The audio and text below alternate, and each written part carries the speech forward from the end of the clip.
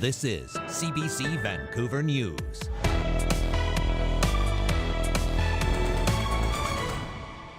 I have one paycheck a year that's selling my grain. I'm able to sell my grain. As you can see in the last month is what's happened. After a 4-day strike, grain workers at Vancouver terminals are back to work, but the impact of the labor disruption on Canada's agricultural sector is far from over. Fleming Elementary is at 107% capacity. It is an overcapacity school. Some East Vancouver parents and school board trustees are concerned a plan to subdivide a public school site is short-sighted. And there's a little competition goes on between me and Charlie against Colt and his grandma, and they handed us our butts this year. growing the biggest gourd, Nelson residents go head-to-head vying for the top pumpkin prize. Hello, thanks for joining us. I'm Janella Hamilton.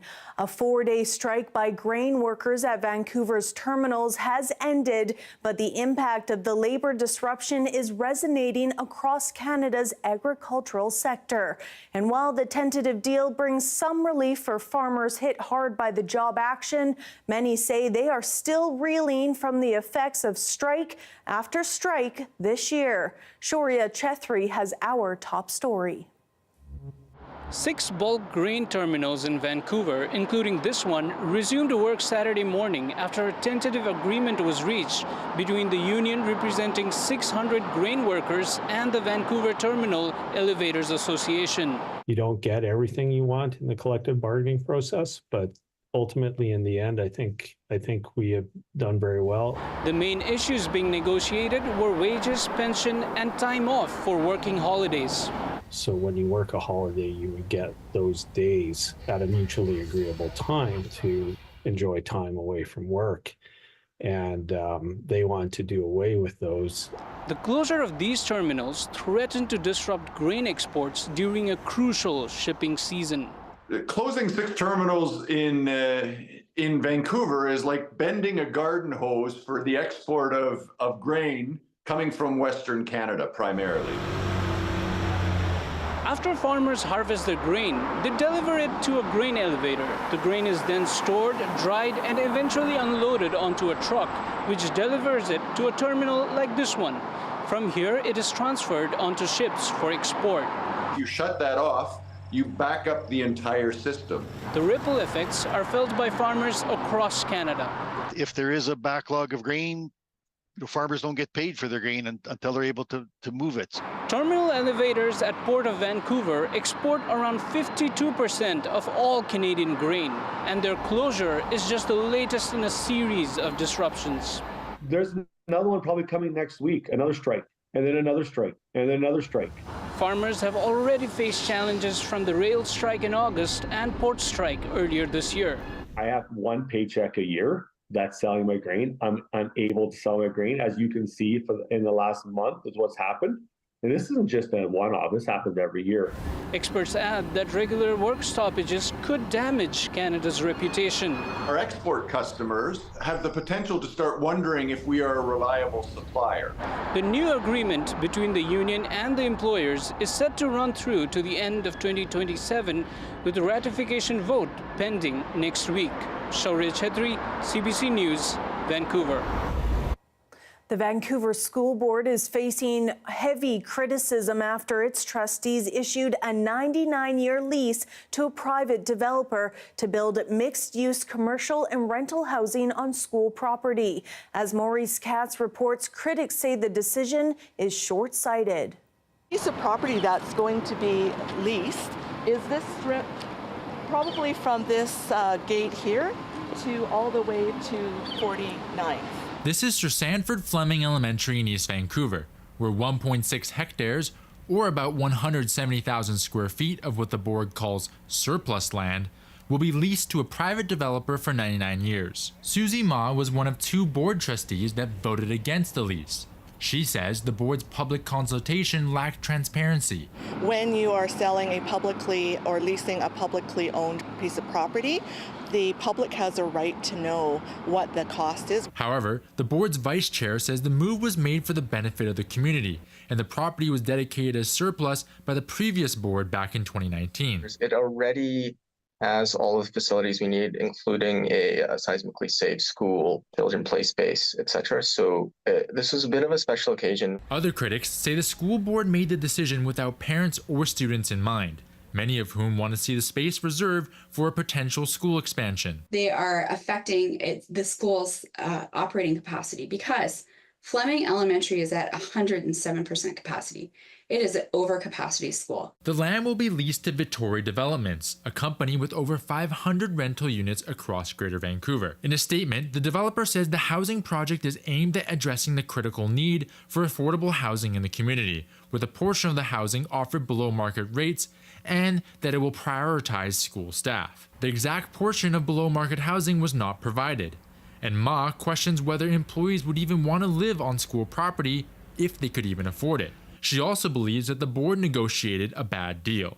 It is a pittance because that amount of money is not going to go far, and it's a one-shot, one lump sum payment with no chance of review for 99 years. And so you know that property is going to continue to go up in Vancouver. The exact price of the lease deal is undisclosed and won't be made public until November. Maurice Katz, CBC News, Vancouver.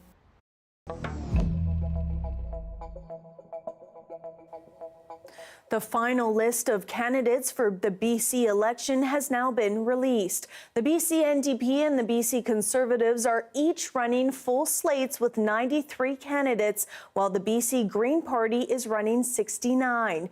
There are 40 independent candidates and 14 unaffiliated candidates running, some of whom were part of the now disbanded BC United Party. Shortly before the nomination deadline this afternoon, Premier David Eby wrote a letter to Conservative leader John Rustad urging him to drop some of his candidates who Eby says promote extreme and dangerous views, including bigotry and disinformation. When asked about the comments at a campaign event in Abbotsford today, Rustad didn't address the specific allegations against his candidates, but says he would be happy to match his candidates against the NDP's slate any day of the week. You look at what David Eby has delivered in British Columbia, that drugs and the crime that's on the street, people dying on our streets, the fact that our healthcare system is broken, and the fact that people can't get services that they need in healthcare.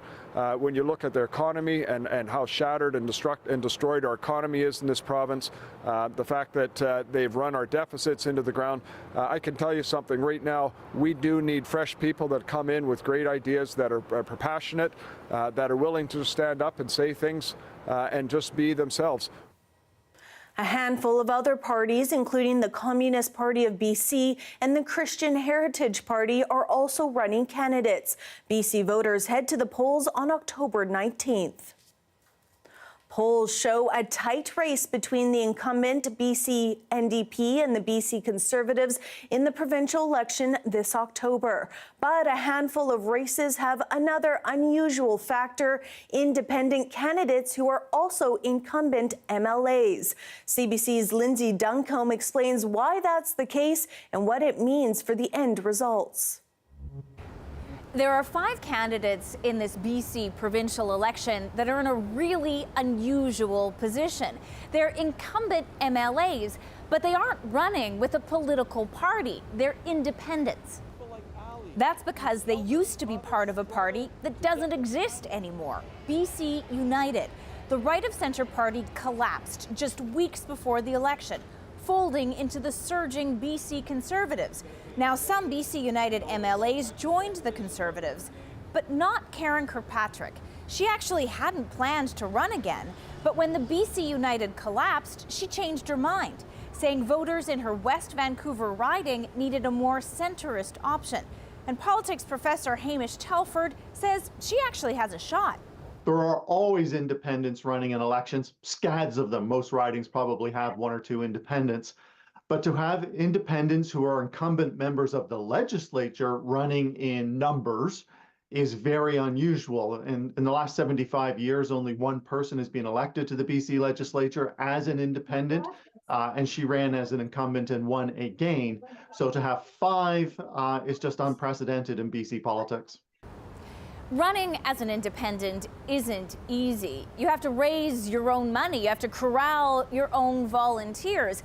And voters can be concerned that sending an independent to the legislature might not have as much clout as someone who is part of a party.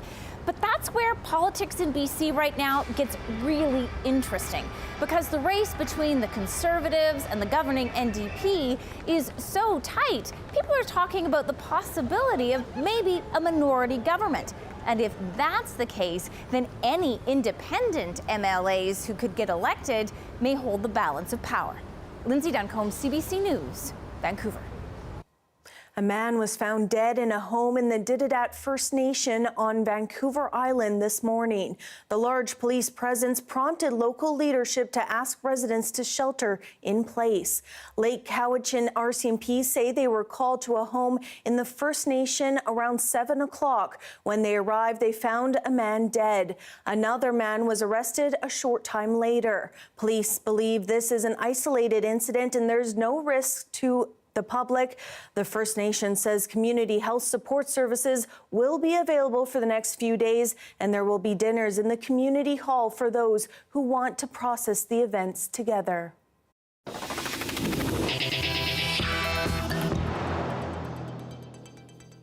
The Nisga'a Nation has invited 4 women's varsity basketball teams to a weekend-long tournament on its territory north of Terrace. Organizers say the tournament is providing an opportunity for a cultural exchange between Nisga'a residents to see high-level women's basketball in action. This weekend we have a Clash of the Clans ladies varsity basketball tournament happening. We have University of Regina, Mount Royal University out of Calgary, MacEwan University out of Edmonton, and UBC Okanagan out of Kelowna. Each university is going to be representing a certain clan. One university is going to be representing the Eagles, the Wolves, the Ravens, and the Killer Whales. We talked to the Nisga'a people, and they had a few things that they really wanted to accomplish, and one was to kind of bring attention to the Nisga'a area. And so that's where Clash of Clans kind of built from, was the concept of how can we bring people to the area, how can we bring attention to the area to show this incredible culture of love and resiliency, and there's just so many words that I would describe it. People are pretty excited. This is the first time ever that varsity basketball is coming to our nation. To host this in small communities is something huge for us. We want to do the best we can in hosting and making these universities feel at home and give them that Nisga'a hospitality and show our culture and teach some of our language where we can. For the kids, it's an absolute win. They love to see these athletes here. It gives them something to hope and aspire to. And for the players, it's a great opportunity to build those relationships and get those leadership skills that, you know, are going to help them along their way post-secondary and beyond. What better way to recognize truth and reconciliation for our people and for the outside world to build that relationship. The annual Bigger Ideas Conference, which aims to support career objectives for BIPOC women, was held in Vancouver today. The conference really is a chance for women to network, to connect, to reignite that passion if they're finding, or just take their passion to the next level so that they can continue to pursue their greatness and unlock the potential that we all have in each and every one of us.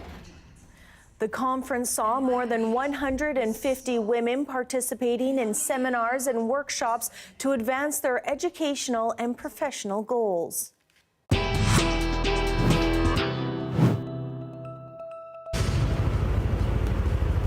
Brazen Israeli bombardment kills the leader of the Hezbollah in a blow to the Lebanese militant group. We'll have those details next.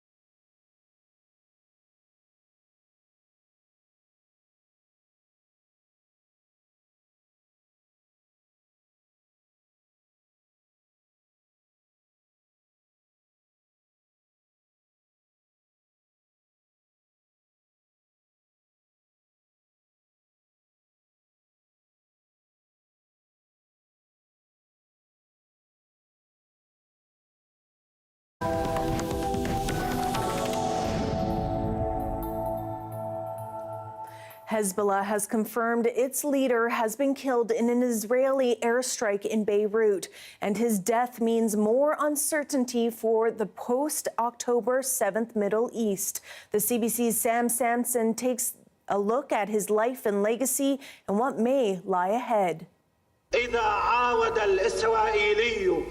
In a 1994 speech, Hassan Nasrallah describes retaliation against Israel. Hezbollah's leader focused on fighting from the start. Nasrallah became the group's leader in 1992. Hezbollah is considered a terrorist organization in many Western countries, including Canada. To Israel, Hezbollah is a terrorist threat funded by Iran to attack it with one of the largest arsenals of rockets in the world. But to devout followers, Nasrallah was a savior. He was credited with growing Hezbollah's military strength, but also Lebanon's social services after the Israeli occupation. Those who study the Middle East and enduring conflict say Nasrallah's intense impact on some Lebanese people goes deeper than politics. They saw him to be somebody who was really their guide, who was really their father, who was really their leader, who really wanted to take care of them. But Nasrallah's support waned over time. Most people in Lebanon don't support Hezbollah for various reasons, including the militant group's involvement in the conflict that unfolded after Hamas's attack on Israel on September 7th. But even before that, Hezbollah had been seen as a barrier to effective state reform in Lebanon. When the government was supposed to be formed, Hezbollah made sure that none of the people who hated Hezbollah or didn't want Hezbollah to have its arms were allowed to be in the government. So till this day, for example, we don't have a president in Lebanon. It's been more than a year. Why? Because they can't agree on who the president is. Now many are watching what influence Iran will have on Hezbollah's succession plan. Hezbollah has enough personnel to eventually recover from this. It's not a seismic blow, but it is a setback. It's also humiliation. The fact that Hezbollah wasn't able to protect its leader, the fact that Iran, that is the major sponsor of Hezbollah, wasn't able to help in that way as well. And Iran will play a very close role in how Hezbollah recovers. Though it's lost its most effective leader, Hezbollah isn't down and out. In fact, analysts say the killing of Nasrallah may only ramp up the militant group's actions. Sam Sampson, CBC News, Edmonton.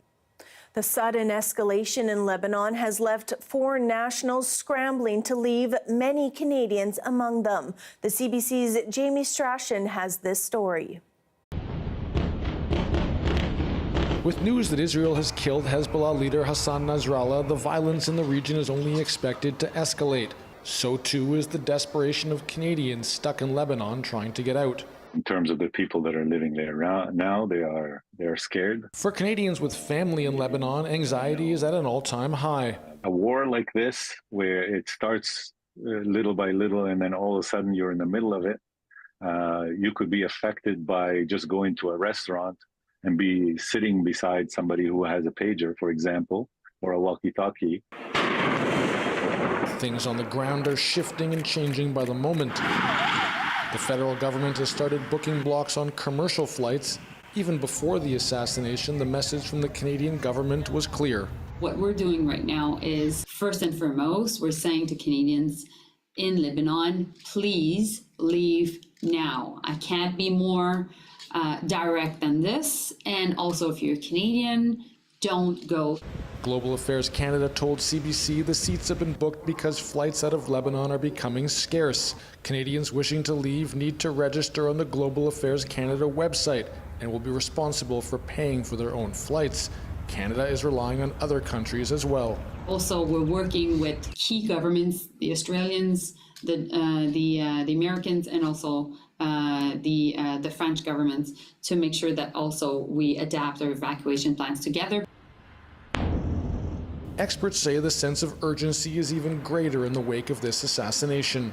I think the big picture here is not really about what Hezbollah will do in terms of retaliation. What's happening now, for your own viewers, this is all-out war. This is not about a few days or a few weeks or a few months. Difficult days ahead for those on the ground and for families here in Canada, waiting for what might happen next. Jamie Strachan, CBC News, Toronto. Here we have a live shot of BC Place tonight. I'll have your full forecast coming up next.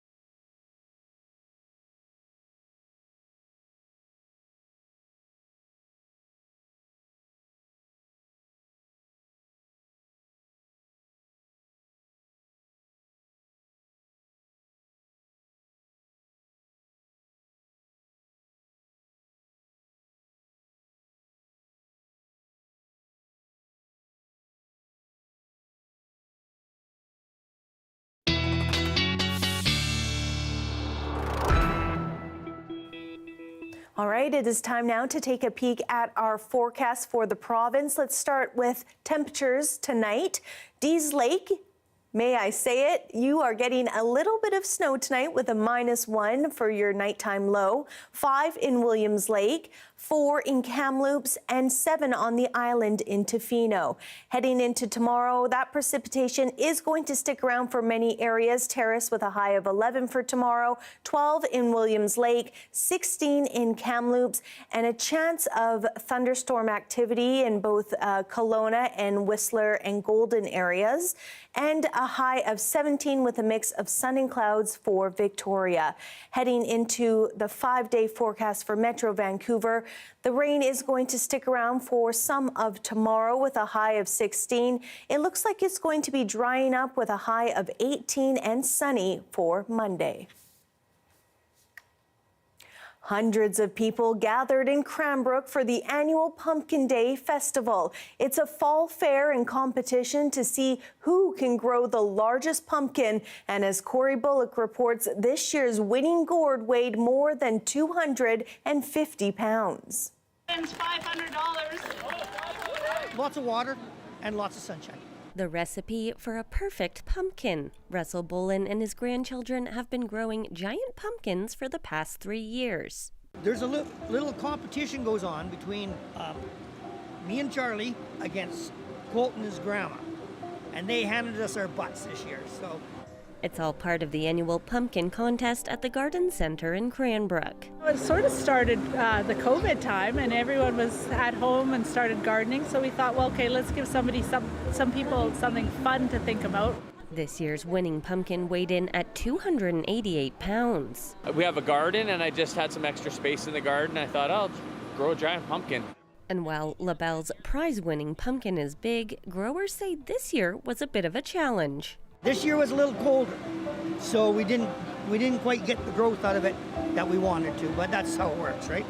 But that didn't stop nearly 100 people from joining in on the fun and submitting their pumpkin entries. And for people who want to try it out next year, if you want to get a big pumpkin, I think people can invest in some genetics, obviously, depending on how serious you want to take it. He says finding seeds from giant pumpkin varieties is key, along with a little patience and some friendly competition. Now I'm hooked. I got all my friends hooked too. I just showed them. I sent them pictures, and I got about 5 friends. So you guys are going to see some competition from the Nelson area coming. We're repping Nelson now. Growers like LaBelle and Bolin hope to beat their own records next year. What are you going to do with the pumpkins now? We're going to carve them for Halloween. A big canvas for carving. Corey Bullock, CBC News, Cranbrook. Those are some big pumpkins. And that is your late news for this Saturday. Thank you so much for watching. For news at any hour, you can always head to our website at cbc.ca/bc. Good night.